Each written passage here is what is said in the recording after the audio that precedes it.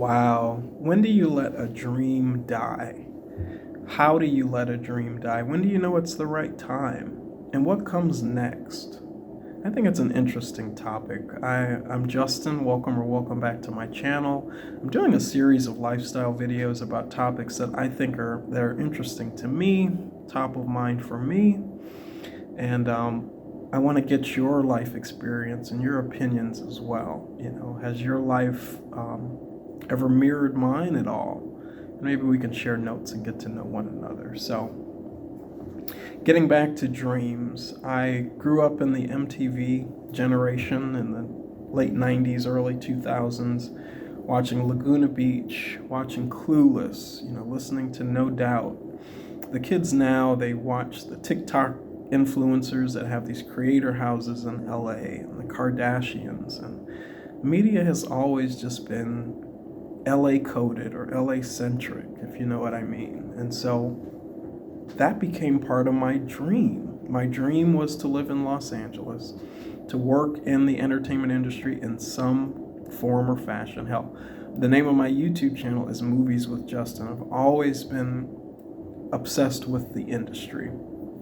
So whether it was film, television, commercial production, set design, I was going to be in it. So I left Michigan when I was 19 years old, moved to Los Angeles. I lived in West Hollywood. I lived in Culver City, for those of you that are familiar with the city. I lived in the Valley. I lived in Long Beach. I lived all around the city of Los Angeles. And what's really interesting is that I kind of landed on my feet. I got a job pretty quickly in media, and about a year later, I got a job in commercial production, producing, television commercials.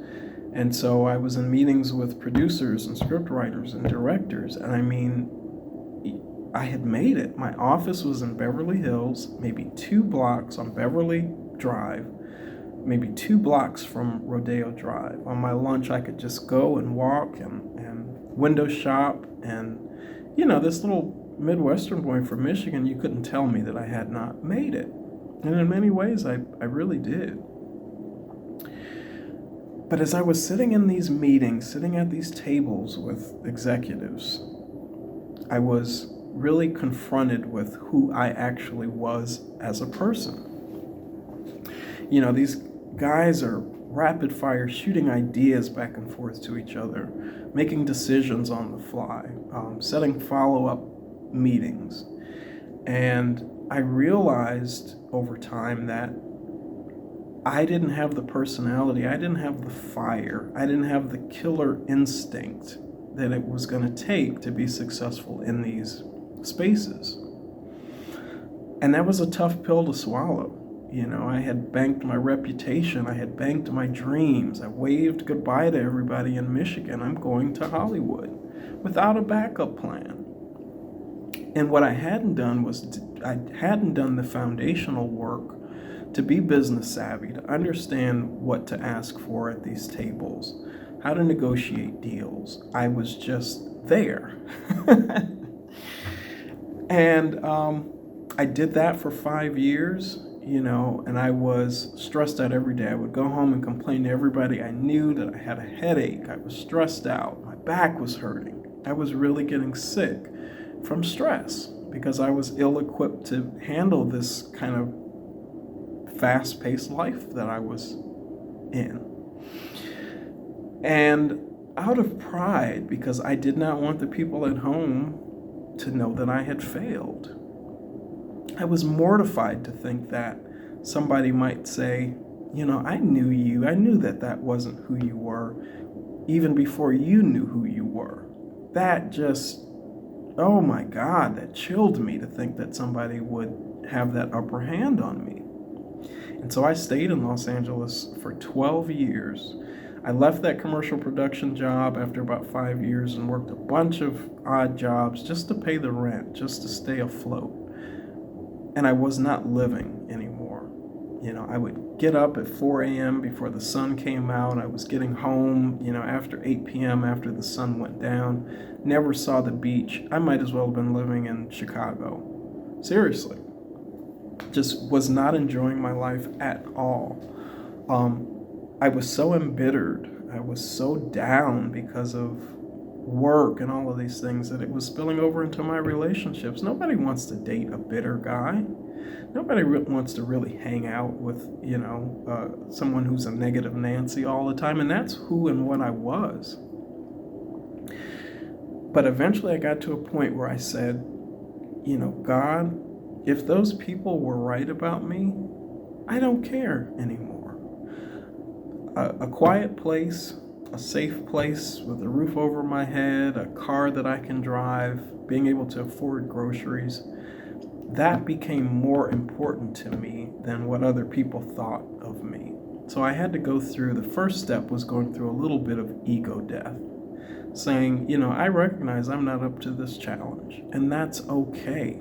It's okay for other people to be right and for me to be wrong. Life is long, and the world is big, and it's okay not to know everything. But, when you're a know-it-all and you think you've got everything figured out, it is so difficult to surrender and have release. And so I had to have some ego death and really say, I'm ready for what is aligned for me. So getting over the ego was the first step, but then also the second step was getting intentional about what I was asking for. Because the things that I prayed for, I got. I was working in Beverly Hills in commercial production for a song. I hadn't majored in this. I didn't have a business degree. Just out of tenacity, I was getting into the rooms that I wanted to get into. But I said, I have to get intentional about what I ask for and how I ask for it. That God is interesting about how he answers your prayers. And so all I prayed for was a quiet life, a roof over my head, a nice little balcony where I could sit out and enjoy the weather. And a friend posted on Facebook, he says, there's a job opportunity in Texas. My company's hiring. If you want it, jump on now. I'll refer you. And I said, God, I think you're speaking to me through this opportunity. Long story short, applied for the job. They called me 3 days later, and within 2 or 3 weeks from praying, I was out of Los Angeles. Settled and into my new place, started my new job. I have since moved on from that particular job, but I want to sum it up by letting you know this. Once I touched down in Texas, my life became so abundant.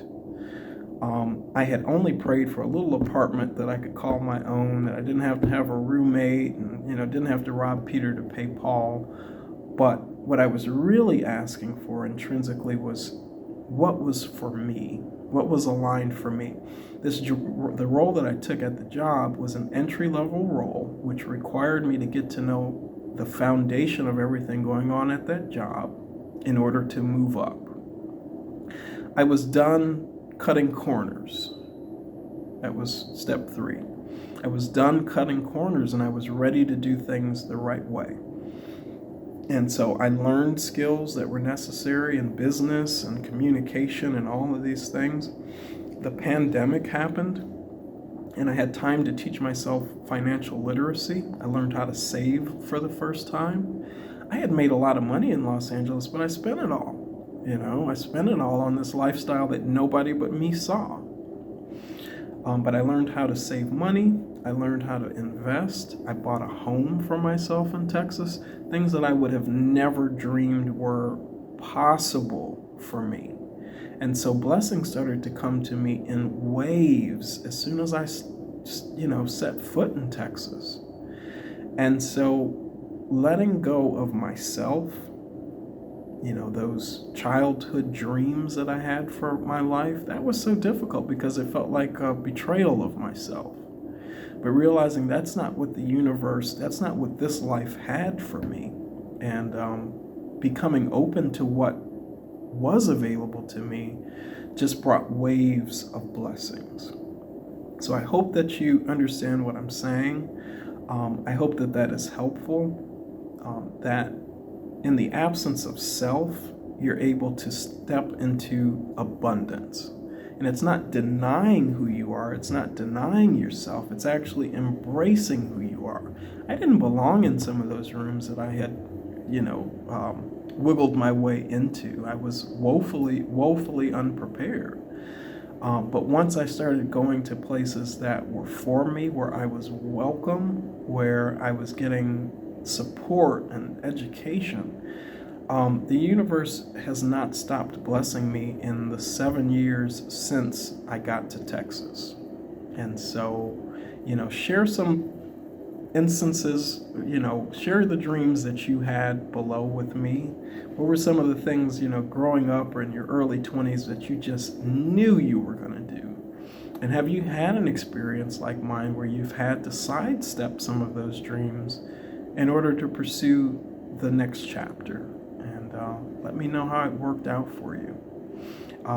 If you're in that transition period and you need some help, write in the comments and you and I will start a conversation and I can help you try to navigate that. But I am so grateful that my dreams died, because without those dreams dying, the blessings that this life actually had for me would never have been realized. So leave me some comments below. I hope you enjoyed this video, maybe found it insightful. Pay attention or stay watching this space. We're going to have more interesting conversations about pretty interesting topics. So until our next conversation, have a wonderful day and we'll talk soon.